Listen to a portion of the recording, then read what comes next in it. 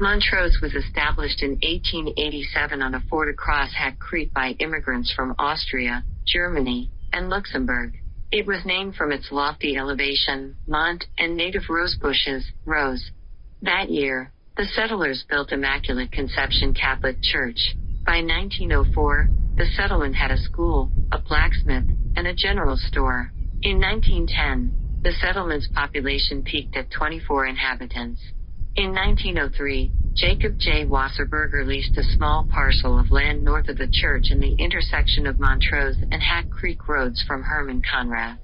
Wasserberger built a one-story general store, partly log and partly frame. The post office was moved to the store. He also constructed a frame house southeast of the store.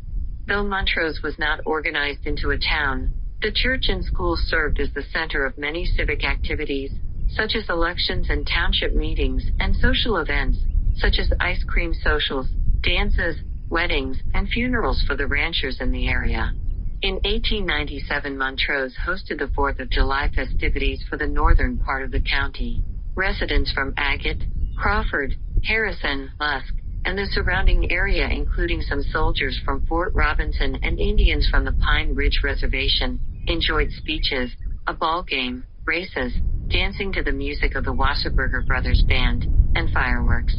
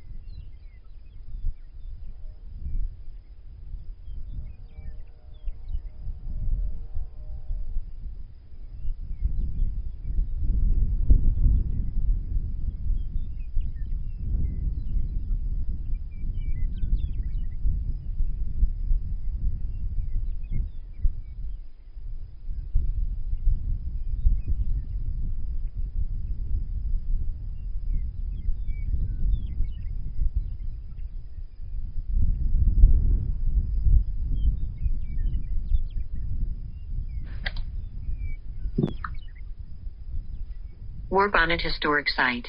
The real story of the fight at Warbonnet Creek began years before, when geologists found traces of gold in Dakota's Black Hills. Immediately, rumors buzzed east, claiming the Black Hills were literally mountains of gold, where anyone with a pocket knife could carve out the precious ore like butter. The administration of Ulysses S. Grant, rocked by scandals and facing an economy flat on its back, saw in the Black Hills gold a possible political salvation. There was, of course, one small problem. The Black Hills were on land originally set aside by the U.S. government for those members of the Sioux tribe who chose to follow the old lifestyle of roving hunters. Still, no one in Washington was about to let a few Indians and some buffaloes stand in the way of economic paradise. The Sioux would simply have to go, one way or the other. So it was, in 1875, that the Commissioner of Indian Affairs issued an edict barring the use of the Black Hills by the Indians, and demanding that all tribes now encamped there should return immediately to the confines of the Great Sioux Reservation in present-day South Dakota. The response of the Sioux and their Cheyenne allies was immediate. They gathered weapons and fled the reservation, determined to make a last stand for their people in the beloved Black Hills. To the U.S. Army went the thankless task of rooting them out. Dawn broke blood red a little before 4 a.m. on July 17th.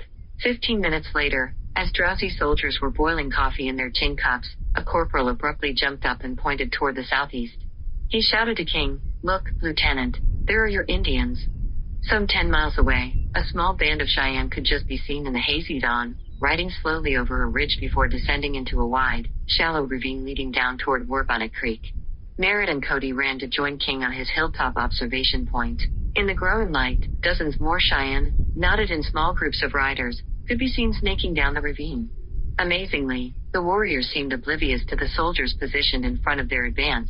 Instead, they appeared to be fascinated by something they saw far to the west. in the direction of the old Sage Creek camp. A moment later, Merritt realized what the Cheyenne were watching so intently. Hall's blue supply wagons were just then rolling into view in the distance. The wagon train itself was safe enough. A guard of infantrymen was concealed under the canvas covers, but two messengers riding well ahead of the wagons were totally unaware of the oncoming Cheyenne, who were already starting to whip their ponies forward to snatch up this unexpected prize. 7 of the warriors soon broke off from the rest, riding hard to intercept the couriers. Merritt faced a real dilemma. He had wanted the Cheyenne to get as close as possible before he launched his attack to avoid yet another futile horse race. But if he was going to save his couriers, he had to do something and do it fast. Just then, Cody spoke up. He suggested that a few picked men, naturally including himself, could ride out and scatter the 7 Cheyenne, leaving the rest of the 5th free to charge at full strength. Cody, another scout, and 6 troopers of Company K were given the assignment. Merritt ran down the hill to join the 5th as it crossed Warbonnet Creek and formed its ranks on the east bank of the stream, just behind a high rise concealing them from the oncoming Cheyenne. Responding to whispered commands, the troopers thumbed cartridges into their spring fields and waited for whatever the next few fateful minutes would bring. As scouts and soldiers saddled up, King kept the 7 warriors under observation. He waited until they were no more than 100 yards from Warbonnet Creek, then jumped up and waved his hat, shouting, "Now, lads, in with you." Instantly, Cody and the rest of his little band galloped around the hill and launched themselves at the 7 Cheyenne. Trooper Madsen, still posted on his lonely hilltop to the north, had a clear view of all that happened next, as did Sergeant John Powers of Company A, who was moonlighting as an on-the-scene correspondent for the Ellis County Star. Cody, astride a powerful horse, was well in advance of the other would-be rescuers, so far in front that upon rounding the hill he nearly ran headlong into the leading warrior, a young man sporting a magnificent headdress so long its feathers nearly trailed on the ground. Cody and the lone Cheyenne fired at each other almost simultaneously, Cody using his Winchester carbine and the Indian replying with a heavy revolver. Cody's aim was better. His first shot passed through his opponent's leg and killed the pony he was riding. At that moment Cody's own horse stumbled in a prairie dog hole, pitching Bill headlong to the ground. The scout scrambled up in an instant, just as his wounded opponent sent another bullet whizzing past his ear. Kneeling, Cody took careful aim and fired his second shot, one that hit the young Cheyenne square in the face and dropped him dead on the brown prairie grass. While Cody's companion scattered the other 6 Cheyenne, he ran forward with a bowie knife and stripped the scalp of his dead foe. He later recalled that, swinging the grisly trophy above his head, he cried out in triumph, "The first scalp for Custer." And perhaps he did, though no one else on the field that day ever recalled his dramatic oratory afterward.